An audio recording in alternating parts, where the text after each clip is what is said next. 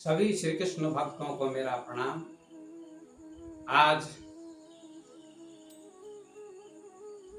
कृष्ण जन्माष्टमी है।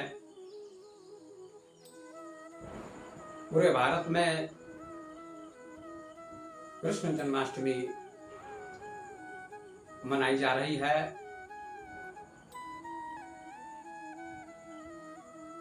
भक्तों में बड़ा उत्सव है, बड़ी प्रसन्नता है और सारे भक्त प्रसन्नता पूर्वक कृष्ण जन्माष्टमी मना रहे हैं। आप सबको पता है कि भगवान श्री कृष्ण का जन्म भादो महीने में हुआ था। अष्टमी तिथि थी, बुधवार था, रोहिणी नक्षत्र था। घना अंधकार था और उनका प्रादुर्भाव कारागार में हुआ था। आप सभी जानते हैं कि देवकी वसुदेव को कंस ने कारागार में बंद कर दिया था। देवकी वसुदेव हथकड़ियों और बेड़ियों से जकड़े हुए थे। अनेक कष्टों का सामना करना पड़ता था देवकी और वसुदेव को। कारागार में ही श्री कृष्ण का प्रादुर्भाव हुआ। जब श्री कृष्ण का प्रादुर्भाव हुआ तो कहा जाता है कि कारागार में प्रकाश हो गया। देवकी वसुदेव प्रसन्न हो गए, उनका दुख मिट गया, उनकी पीड़ा मिट गई। श्री कृष्ण ने वसुदेव जी से कहा, आप हमको गोकुल पहुंचा दीजिए, अन्यथा कंस आपको बहुत कष्ट देगा। वसुदेव जी ने आश्चर्यचकित होकर श्री कृष्ण से कहा कि मेरे हाथ पैरों में हथकड़ियां और बेड़ियां लगी हुई हैं, हम बंधन में हैं, आपको कैसे गोकुल पहुंचा सकते हैं। श्री कृष्ण ने कहा, हे वसुदेव जी, जब आप हमको गोद में लेंगे तो आपके हाथ की हथकड़ी खुल जाएगी और पैरों की बेड़ी भी खुल जाएगी। आप ऐसा करके तो देखिए। वसुदेव जी को बड़ा आश्चर्य हुआ, बड़ी प्रसन्नता हुई और उन्होंने ऐसा ही किया। जब श्री कृष्ण को, छोटे बालक को वसुदेव जी ने गोद में लिया तो कहा जाता है कि उनके हाथ की हथकड़ी खुल गई और पैर की बेड़ी खुल गई। वसुदेव जी बड़े प्रसन्न हो गए, आनंदित हो गए। आनंद की सरिता में, आनंद की गंगा में गोते लगाने लगे और कहा जाता है कि कारागार का फाटक खुल गया, ताला खुल गया। सैनिक सो गए, ऐसी कथा है। तो सज्जनों, भक्तों, इसका मतलब क्या है? श्री कृष्ण को हाथ में लेते ही, गोद में लेते ही उनके हाथ की हथकड़ी खुल गई, पैर की बेड़ी खुल गई, कारागार का फाटक खुल गया, ताला खुल गया, सैनिक सो गए। इसका क्या अर्थ होता है? बहुत सुंदर अर्थ है। आज मैं कृष्ण जन्माष्टमी के अवसर पर 3 बातों की चर्चा करूंगा। पहली चर्चा यह है कि श्री कृष्ण को जब गोद में लिया वसुदेव जी ने तो हाथ की हथकड़ी खुल गई, पैर की बेड़ी खुल गई और ताला खुल गया, फाटक खुल गया, सैनिक सो गए। इसका मतलब है कि जब व्यक्ति ईश्वर का चिंतन करता है तो ममता की हथकड़ी खुल जाती है, मोह की बेड़ी खुल जाती है। वसुदेव देव की जीव के प्रतीक हैं, श्री कृष्ण परमात्मा ईश्वर के प्रतीक हैं। श्री कृष्ण जीवों को मुक्त करने आते हैं। यह संसार कारागार के समान है, जेल के समान है। इस संसार रूपी कारागार से मुक्त करने के लिए श्री कृष्ण आते हैं और आए। उन्होंने देवकी वसुदेव को मुक्त किया, अर्थात जीव को मुक्त करने के लिए संसार में श्री कृष्ण का पदार्पण होता है, आगमन होता है। यही इसका अर्थ है। हर व्यक्ति का जन्म कारागार में होता है, जेल में होता है। ये शरीर भी जेल है और इस शरीर रूपी जेल से या संसार रूपी जेल से श्री कृष्ण मुक्त करते हैं, अवतारी पुरुष जीवों को मुक्त करते हैं। ये पहला अर्थ है। ये बहुत सुंदर अर्थ है। ये अर्थ आपको बहुत कम मिलेगा। दूसरा अर्थ है कि जेल का, कारागार का फाटक खुल गया, मतलब ताला खुल गया। ताला का अर्थ होता है अज्ञान। जब जीव परमात्मा का चिंतन करता है, भगवान का चिंतन करता है, भगवान की भक्ति करता है, भगवान को गोद में लेता है, तो अज्ञान का ताला खुल जाता है, अज्ञान मिट जाता है। अज्ञान अंधकार के समान है, ज्ञान प्रकाश के समान है। कारागार में प्रकाश हो गया, अंधकार मिट गया, मतलब श्री कृष्ण के आगमन से अज्ञान मिट गया देवकी वसुदेव के मन से और ज्ञान का प्रकाश हुआ।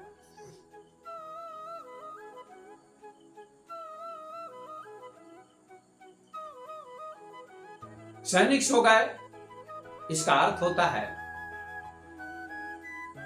इंद्रियां सो जाती हैं। जब भगवान का चिंतन करता है व्यक्ति को इंद्रियां परेशान नहीं करती हैं, इंद्रियां अंतर्मुख हो जाती हैं, बहिर्मुख नहीं होती हैं। भगवान का चिंतन करने से, ईश्वर का चिंतन करने से, श्री कृष्ण का चिंतन करने से व्यक्ति की इंद्रियां अंतर्मुख हो जाती हैं, बहिर्मुख नहीं रह जाती हैं। इंद्रियां परेशान नहीं करती हैं, इंद्रियां शांत हो जाती हैं।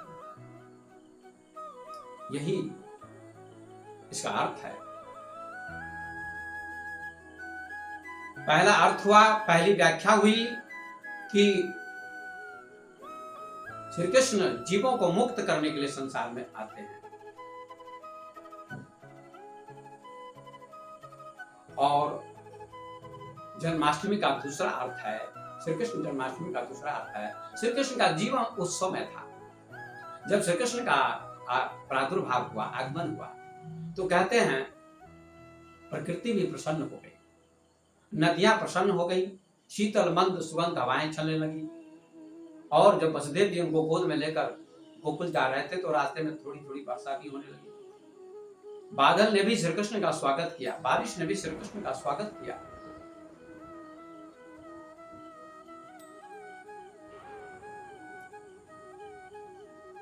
प्रकृति प्रसन्न हो गई। इस प्रसंग से प्रेरणा मिलती कि श्री कृष्ण का जीवन उत्सव में था, आनंद में था। पूरी प्रकृति उत्सव मनाती है। श्री कृष्ण के आगमन पर प्रकृति ने उत्सव मनाया। श्री कृष्ण परमात्मा के प्रतीक हैं, ईश्वर के प्रतीक हैं, चेतना के प्रतीक है, धर्म के प्रतीक हैं।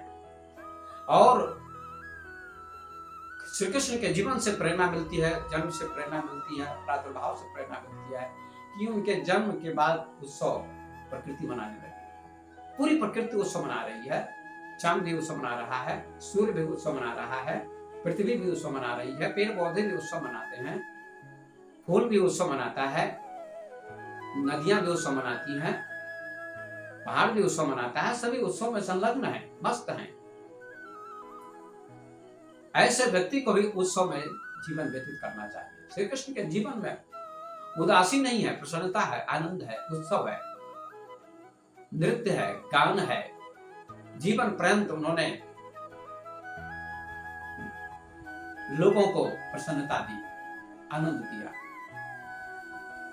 तो उत्सव की प्रेरणा मिलती है हर मानव को श्री कृष्ण के जन्म से, श्री कृष्ण के प्रादुर्भाव से। व्यक्ति का जीवन उदास है, खामोश है, लोग हताश हैं, उदास हैं, खामोश हैं। क्यों? जीवन में उत्सव नहीं है, जीवन में प्रसन्नता नहीं है। जीवन में प्रसन्नता होनी चाहिए, उत्सव होना चाहिए, आनंद होना चाहिए, मस्ती होनी चाहिए, नृत्य होना चाहिए, तो आपका जीवन धन्य हो जाएगा। श्री कृष्ण यही प्रेरणा देते हैं कि तुम्हारा जीवन उत्सव में होना चाहिए। प्रकृति की तरह उत्सव मनाओ, मेरी तरह उत्सव मनाओ।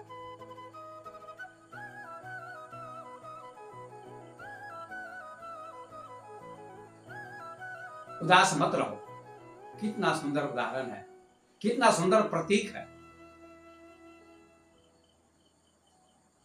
ये दूसरा अर्थ है, दूसरी व्याख्या है कि श्री कृष्ण के जीवन से उत्सव मिलता है। प्रतिपल उत्सव का जीवन व्यतीत करना चाहिए।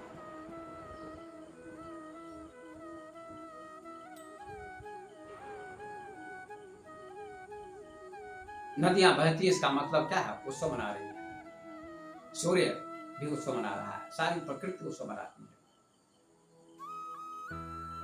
एक आदमी उदास है, आदमी दुखी है, टेंशन में है, तनाव में, तो श्री कृष्ण प्रेरणा देते हैं कि तुम उत्सव में बन जाओ, उत्सव तुम्हारा जीवन होना चाहिए। ये दूसरा अर्थ है। कैसा भी व्यक्ति श्री कृष्ण का चरित्र सुनता है, श्री कृष्ण की लीला में प्रवेश करता है, तो उसकी उदासी समाप्त हो जाती है, उसके जीवन में नृत्य आ जाता है, उसके जीवन में प्रसन्नता आती है, आनंद आता है, उसका जीवन नाचने लगता है। उन्होंने गोकुल में, वृंदावन में गोपियों को, ग्वाल बालों को मस्त किया, उत्सव में डुबाया, नृत्य में डुबाया।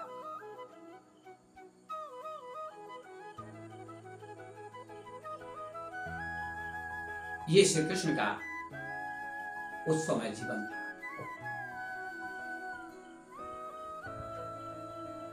और तीसरा अर्थ है, तीसरी व्याख्या है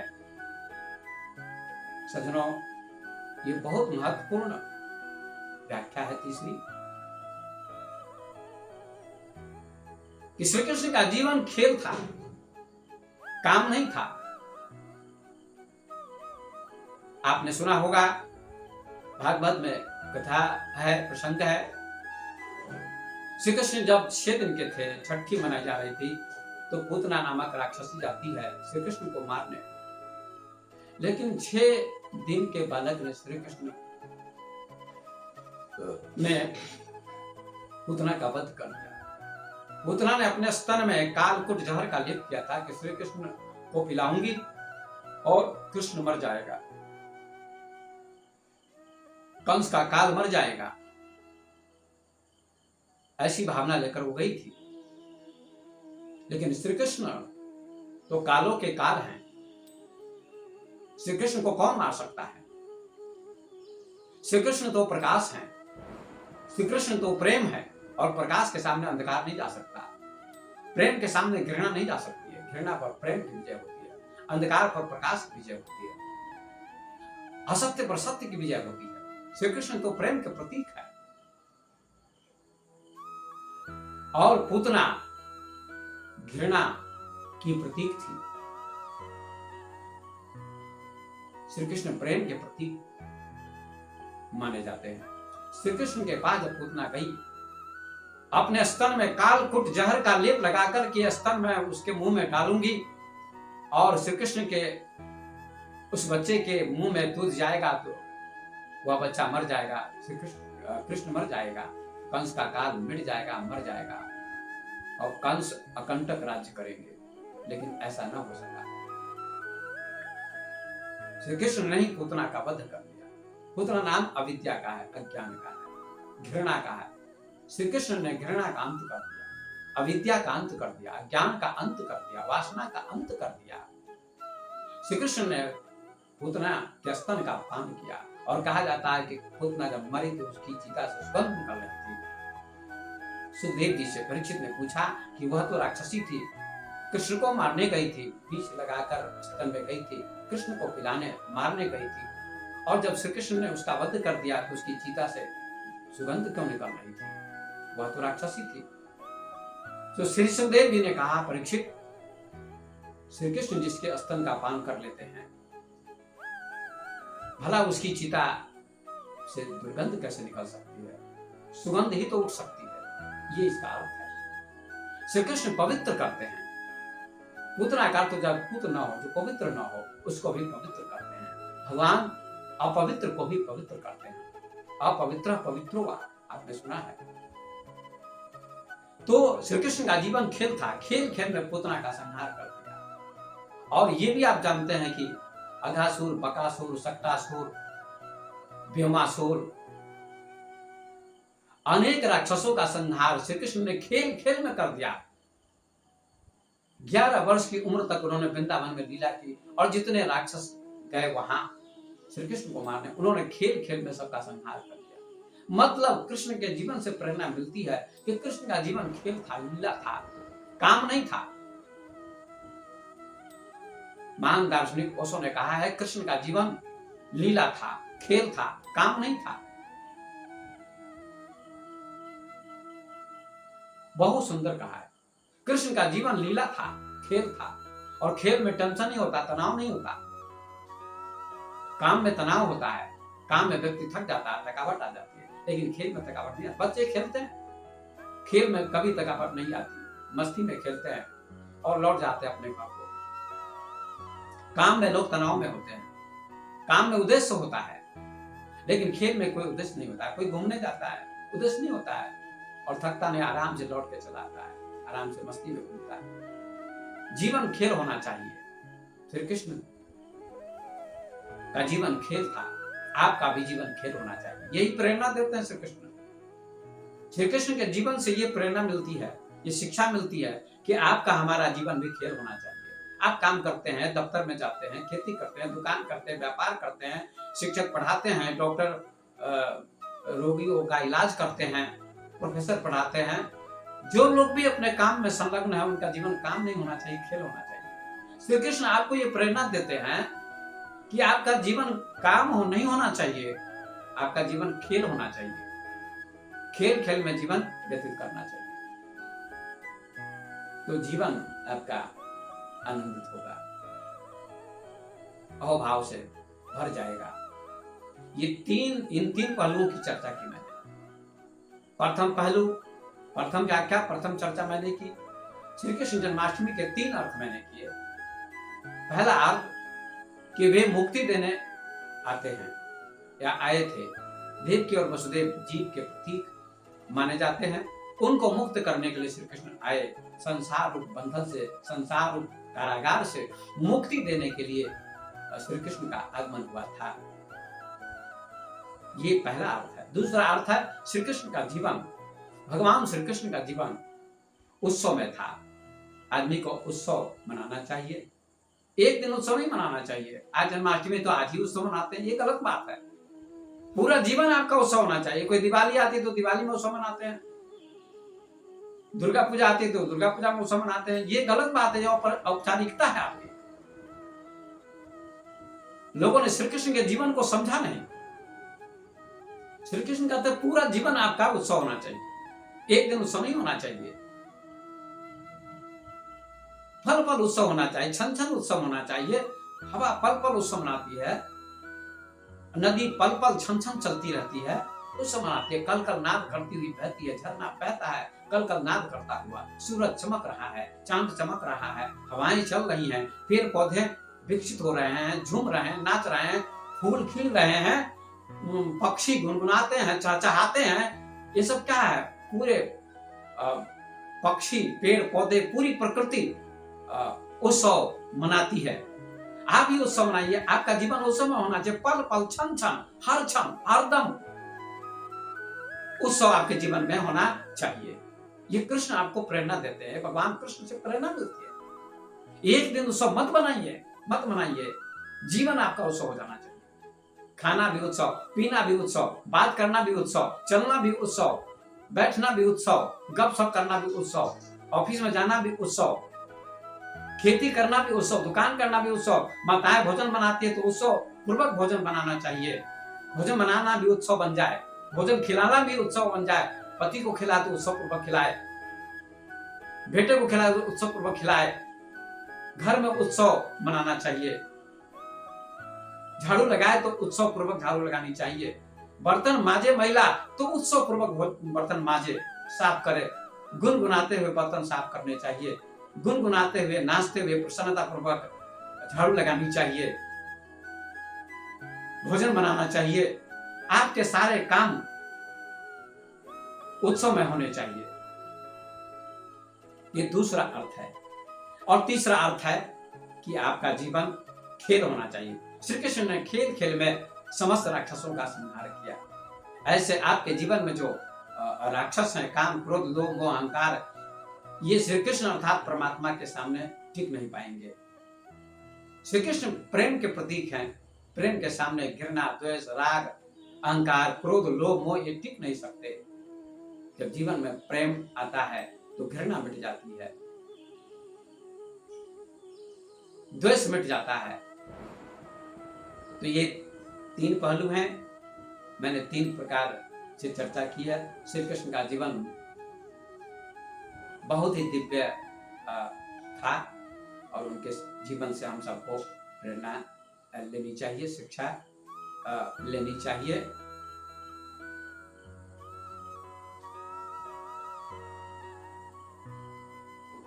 तो मैं अपनी वाणी को अब विराम देता हूँ। सज्जनों, भक्तों, श्री कृष्ण भक्तों से, कृष्ण भक्तों से या समस्त लोगों से मेरा निवेदन है, मेरी प्रार्थना है कि जो मैंने श्री कृष्ण जन्माष्टमी के ऊपर 3 प्रकार की व्याख्या की है, इन 3 व्याख्याओं को ध्यान से सुने और अपने जीवन को